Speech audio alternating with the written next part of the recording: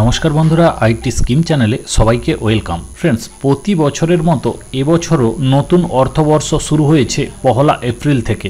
নতুন অর্থবর্ষ শুরু হওয়ার আগে সারা দেশে একাধিক নিয়মের পরিবর্তনও ঘটতে চলেছে। আপনারা জানেন রিসেন্টলি লোকসভা ভোটের তারিখও ঘোষণা করা হয়েছে। তো তারপরেই 2024-25 অর্থবর্ষের শুরুতেই অর্থ এবং সঞ্চয় সংক্রান্ত একাধিক গুরুত্বপূর্ণ পরিবর্তন ঘটবে। Personal finance, investment scheme, FASTag, PF, pan card, gas সহ বিভিন্ন বিষয়ে পরিবর্তন ঘটতে চলেছে 1 এপ্রিল থেকে। তো তার প্রভাব কিন্তু সরাসরি আমাদের জীবনে পড়তে চলেছে। তো কি কি পরিবর্তন হতে চলেছে আজকের ভিডিওর মাধ্যমে সম্পূর্ণ আপনাদের জানিয়ে দেব। অবশ্যই ভিডিওটি পুরোটা দেখবেন, তাহলেই আপনি জানতে পারবেন এবং সেই সঙ্গে ভিডিওটি শেয়ার করে সবাইকে জানার সুযোগ করে দেবেন এবং চ্যানেলটি সাবস্ক্রাইব করে সাথে থাকবেন এই ধরনের আরও নিত্য নতুন টেকনিক্যাল আপডেট ও লেটেস্ট নিউজ পাওয়ার জন্য।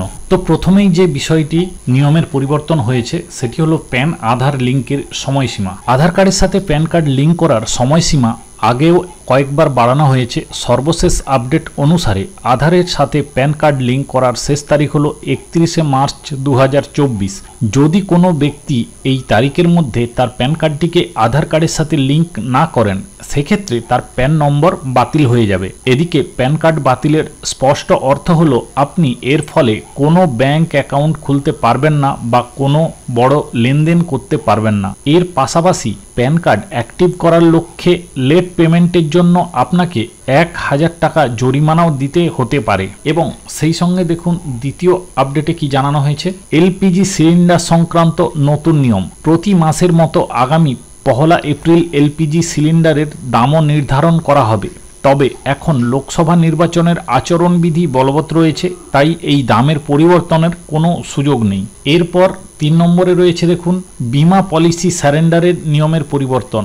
3 বছরের মধ্যে যদি পলিসি স্যারেন্ডার করে দেওয়া হয় তাহলে স্যারেন্ডার ভ্যালু হিসাবে কম টাকা গুনতে হবে। 4 বছর থেকে 7 বছরের মধ্যে সেই কাজটা করা হলে স্যারেন্ডার ভ্যালু বাড়বে বলে ইন্স্যুরেন্স রেগুলেটরি অ্যান্ড ডেভেলপমেন্ট অথরিটির তরফে জানানো হয়েছে।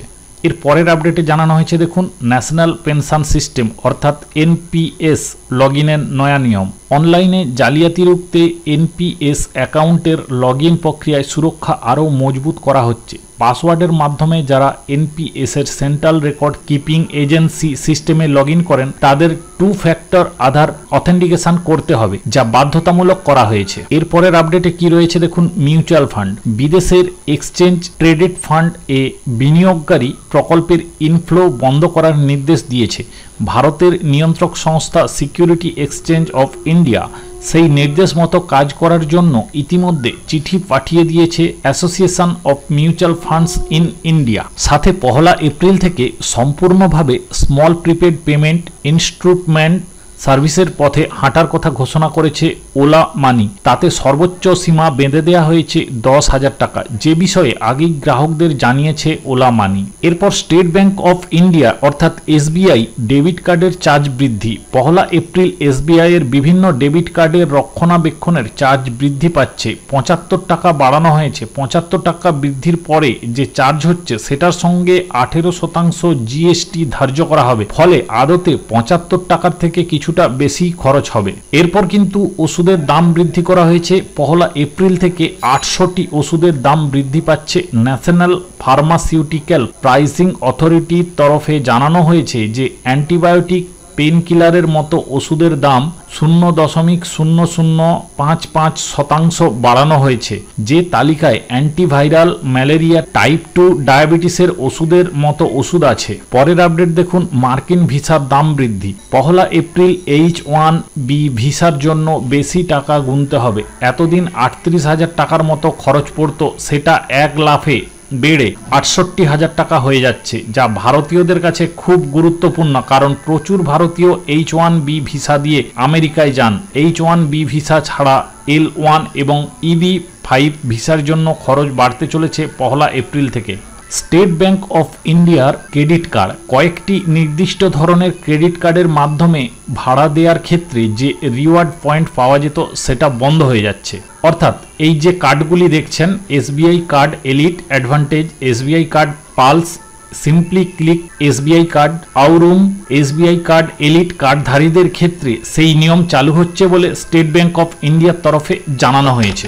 ইয়েস ব্যাংকের ডেবিট কার্ড যে গ্রাহকরা একটি ক্যালেন্ডার অর্থবর্ষের ত্রৈমাসিকের মধ্যে 10,000 টাকা বা তার বেশি খরচ করবেন তারা কমপ্লিমেন্টারি ডোমেস্টিক লাউঞ্জ অ্যাক্সেস পাবেন। অর্থাৎ যে ত্রৈমাসিকে 10,000 টাকা বা তার বেশি খরচ করবেন তার পরের ত্রৈমাসিকে সেই সুযোগ পাবেন ইয়েস ব্যাংকের ক্রেডিট কার্ডধারীরা। সর্বশেষ যে আপডেটটি রয়েছে অ্যাক্সিস ব্যাংকের ক্রেডিট কার্ড। আগামী 20 এপ্রিল থেকে ম্যাগনাস ক্রেডিট কার্ডের নিয়ম পরিবর্তন হচ্ছে। বিমা, সোনা, জ্বালানি, তেলের ক্ষেত্রে ম্যাগনাস ক্রেডিট কার্ড ব্যবহার করলে আর রিওয়ার্ড পয়েন্ট পাওয়া যাবে না। ডোমেস্টিক এয়ারপোর্টের লাউঞ্জের সুযোগ পাওয়ার জন্য পূর্ববর্তী 3 মাসে কমপক্ষে 50,000 টাকা খরচ করতে হবে। এই নিয়মগুলো কিন্তু বেঁধে দেওয়া হয়েছে, যেগুলি চালু হতে চলেছে 1 এপ্রিল থেকে, অর্থাৎ 2024-25 নতুন অর্থবর্ষ শুরু থেকেই। তো এগুলি কিন্তু আপনাদের জানা খুবই দরকার, কারণ সরাসরি এর প্রভাব আমাদের অর্থনৈতিক জীবনে পড়তে চলেছে। তো ফ্রেন্ডস, আজকের আপডেট এই পর্যন্ত ছিল। ভিডিও ভালো লেগে থাকলে অবশ্যই বন্ধু বান্ধবদের মধ্যে শেয়ার করবেন এবং চ্যানেলটি সাবস্ক্রাইব করে সাথে থাকবেন। সবাই ভালো থাকবেন, সুস্থ থাকবেন।